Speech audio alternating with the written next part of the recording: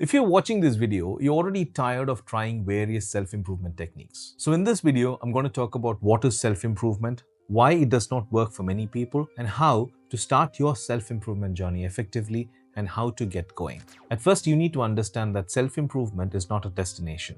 It's a journey that progresses with life. No matter how many books you read or how many videos you watch, you will never see instant results. Most of the things that these self-help gurus preach and write are not working because we are not doing it the right way. It's like taking a premium gym membership and never going to the gym and then blaming the gym for not losing weight. Most people who constantly complain that they have not seen results after trying various self-improvement techniques have actually not tried. Trust me when I say this. They've not tried long enough to see the results. But whatever others say, if you need to lead a free and fulfilling life, you have to put in efforts to improve yourself. Self-improvement is basically about becoming the best version of yourself. It's about growing, learning, and becoming more in control of your life. But most people get stuck. They jump into it without knowing what they really want in life. And this leads to frustration and burnout. Part 1. Why self-improvement does not work for many people. There are 4 major reasons why most people struggle with self-improvement. Number 1 is lack of awareness. The first and the biggest issue is simply not knowing where to start. A lot of people think that I want to improve, but they don't define what that actually means. Without clarity, it's like trying to go on a road trip without a map. You'll just drive in circles. Number 2 is too much information. We all fall into this trap, watching and reading endless self-improvement content, but never doing anything about it. It feels productive because we're learning, but in reality, you're just collecting information. And the hardest truth is no amount of books, videos, or podcasts will change your life unless you apply what you have learned. The third reason why we fail at self-improvement is over-expectations, expecting quick results. We live in a world of instant gratifications. And a lot of people think that self-improvement works the same way. They start journaling, going to the gym, meditating, waking up early in the morning, and when they don't see the results in the first week, they quit, blaming the person who told them to do this. But the real self-improvement is not a quick fix. It's long-term and it's never-ending. The fourth reason why self-improvement does not work is inconsistent efforts. Motivation is great, but it's unrealistic. We need to build a system that helps us apply what we have learned. Some days you'll feel pumped up and ready to go. Other days, you won't even want to get out of bed. That's normal. But what separates the successful people from those who are stuck is consistency. Doing small things daily is far more effective than doing a big thing once in a while. As you have understood the reasons behind why self-improvement does not work, you need to understand the key areas of self-improvement.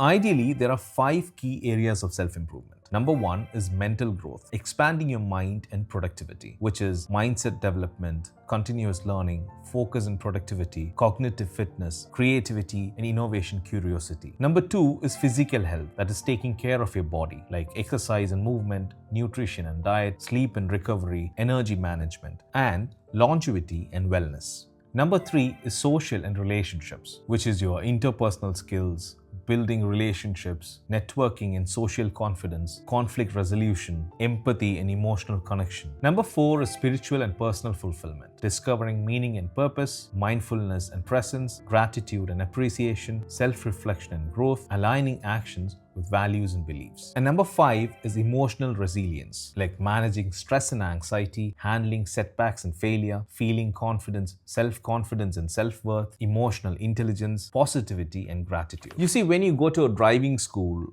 you don't drive in the highway the first day itself. There's a process you go through, and then you get a license, and then you drive, right? Similarly, there's a process that you go through during your self-improvement journey. Part 2 is how to start your self-improvement journey. Like we said earlier, before you start your self-improvement journey, you need to know which area of your life you need to improve. And don't rush in. Give yourself some time. Take a week or a month and do it step by step. The first thing that you have to do in order to know which area of your life you need to improve is to get yourself some silence. Find a place where you can relax silently. Just observe. You don't need a meditating posture. You can sit on a chair, relax, observe your thoughts. Don't react to them. Second is write them down. Write it down. Write down the thoughts and fears that is holding you down. Write down the people and emotions that is holding you back. Write down everything about you. Writing is the best way to find yourself. Number 3 is pick one thing and focus on it. Don't try to change everything at once. If you try to improve your health, mindset, relationships, and work all at the same time, you'll burn out. Focus on one thing and give your full attention to it. Number 4 is set small goals. It's easy to say that I want to lose weight, but it is easier when you set small goals like working out 20 minutes a day, 3 times per week. Small goals are easier to track and they give you a sense of accomplishment when you hit them. And number 5 is build a routine. Habits are easier to stick when they're part of a routine. Try attaching your new habit to something that you already do. For example, you might have this default habit of brushing your teeth early in the morning. So as soon as you brush your teeth, go for a walk. Routines help you stay consistent. Part 3 is building a sustainable self-improvement journey. The first thing to do to build a sustainable self-improvement journey is to track your progress. If you won't track your progress, you won't know how far you've come. Many people quit because they think they're not making progress, when in reality, they are making progress. They don't know it because they're not tracking it. Keep a journal to document your progress. Write down your daily, weekly improvements, no matter how small. Use habit trackers or apps to monitor your consistency. Reflect monthly on what worked, what didn't, and what needs to be adjusted. Number 2 is trust the process. Improvement isn't linear. Some weeks you'll make huge progress, other times it may feel like nothing has changed. Understand that progress comes in phases. Some days will feel slow, but that doesn't mean you're failing. Focus on the progress, not just results. Growth happens behind the scenes. When motivation is low, remind yourself why you started. Number 3, build an environment that supports growth. Your environment plays a massive role in your success. If you surround yourself with negative, unmotivated people, they will drag you down. Spend time with people who push you to better. Join communities, mastermind groups, or online forums focused on growth. Limit time with those who constantly complain and discourage self-improvement.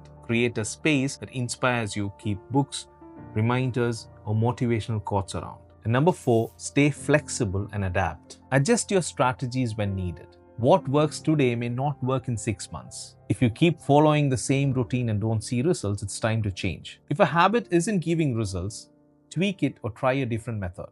Keep experimenting. Growth comes from learning what works best for you. And number 5, make self-improvement fun. You shouldn't feel self-improvement is like a burden. If self-improvement feels like a burden, you won't stick to it. Many people make the mistake of treating it like a punishment rather than an opportunity. Celebrate small wins. Reward yourself when you hit milestones. Mix things up. Try new techniques. Read different books on gamify your self-improvement journey and give yourself breaks. You don't have to be productive 24/7. And number 6, focus on identity, not just goals. Become the person you want to be. Instead of saying, I want to read more books, say I'm a person who loves learning. Instead of saying, I want to be fit, say I'm someone who takes care of my body. Shift from goal setting to identity building. Like we said earlier, the difference between those who succeed in self-improvement and those who don't is simply consistency. Even when it gets tough, even when progress is slow, just keep it going. The journey really never ends. One small step today will lead to massive change in the future.